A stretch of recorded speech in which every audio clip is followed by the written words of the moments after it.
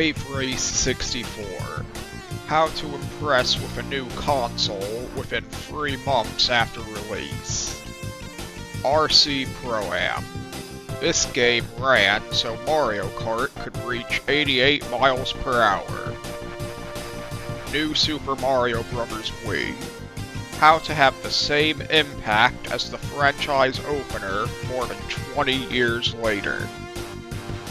Wii Play. The surprisingly successful glorification of a Wii Remote tutorial. Zuma's Revenge. Uncommon example of an impressively strong sequel to an impressively strong game. Super Mario RPG. Rare example of a genuinely good remake in modern gaming. Cake Mania 2. The time management test that Windows 7 and all its descendants choked on, while the Nintendo DS passed with a few accommodations. Gears of War Ultimate Edition. A remastered franchise opener that is of the same caliber as the original opener and the series' best, even if you've played them out of order. Tetris Party. Rare example of a Nintendo DS game that nearly entirely ignores the touchscreen functionality. Chess Titans. How to make a board game nostalgic. Yoshi's Story. Child-friendly taken to the highest extreme, balanced out by charm, quality design, and a surprisingly good soundtrack. Mario Party. Proof that an impressive amount of available features right off the jump isn't always enough to avoid an idiotic lawsuit. Mario Party Free. Closing out a console with an innovative and engaging take on a dice-rolling board game. Bubble Town. The Marble Blaster with the typical formula of obscurity, coupled with quality and charm. Kirby Tilt and Tumble. That moment when a Game Boy title thinks it's a Wii game. GoldenEye 007. Nintendo Switch Online's biggest surprise of a re-release, which ended up being better on Xbox. Tom and Jerry in House Trap. A worse sufferer than Tetris Worlds from the lunacy of the critics. Feeding Frenzy 2. How to mix a murder mystery in with a food chain that's active thousands of times over. Mario Kart 64. It might have an impressive soundtrack for a racing game, but it still doesn't change the blatantly obvious cheating by the CPUs. Polar Tubing. The ultimate obstacle course-styled casual game. Fishdom Free. When Bejeweled and Insaniquarium fused together, and the product somehow rivaled both of them. Wii Fit Plus. The most precise title in gaming history. Miss Pac-Man. The mother of arcades. Bookworm Adventures Volume 2. Next to the definition of "didn't need to go so hard" in the dictionary is this game's soundtrack. Super Mario All-Stars. When players are amazed with one release, then underwhelmed 17 years later.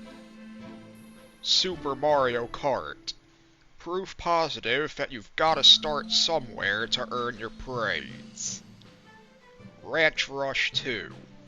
When you make a worthy sequel, but simultaneously flip the purpose of a beach trip on its face. Cake Mania Free. Around the world and throughout history in 6 different, ever-expanding bakeries. Gears of War 2. A smooth transition between entries in a franchise, especially one that consists of more than just video games. Spyro the Dragon. One of them ones that looks gorgeous, is well designed, and feels great, but just lacks in substance in places. Polar Golfer. When your wishes to control physics to any degree actually come true.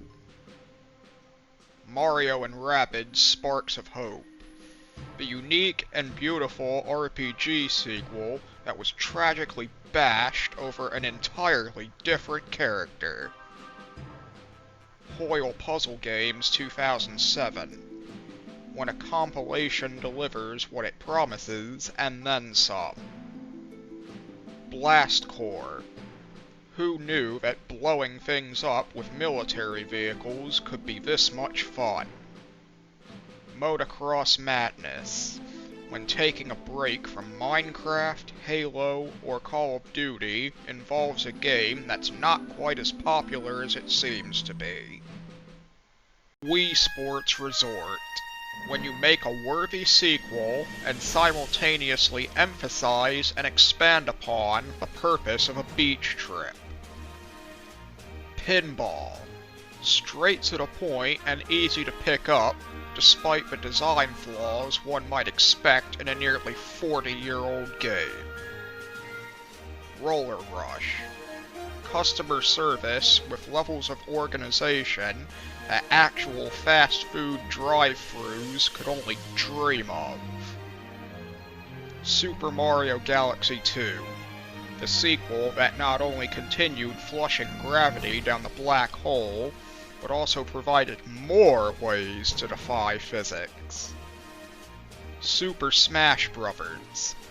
The fighting game that almost became a Japan exclusive, but has succeeded in being trapped on N64 and Nintendo Wii, surprisingly, which I hope won't be the case for much longer. Hexic HD. Bejeweled, but the linear board gets chucked out the window like the Xbox 360 of an angry gamer. Galaga Arrangement. Now this is what I call expanding on an arcade classic. Polar Bowler. The definition of a computer game, despite the egregious inconsistency of its physics. Bejeweled Free. The almost 10-year mark of a tried and true match-free formula. Dig Dug. The arcade game where success sends your enemy monsters running scared themselves. Four Elements. Another addition to the incredibly short list of challengers to pre-2011 Bejeweled. Bejeweled Twist. Incredibly rare example of altering a classic formula without totally trashing or overcomplicating it. The Incredible Machine. Even more contraptions. When a game is so fascinating, it warrants being included as the most complex one of a batch of simple games. Gran Turismo. A racing game that's realistic in every way except its 3D graphics. Mario Golf. The charm of Hot Shots Golf blended with the theme of Super Mario characters, which edges out its soundtrack and matches nearly all else.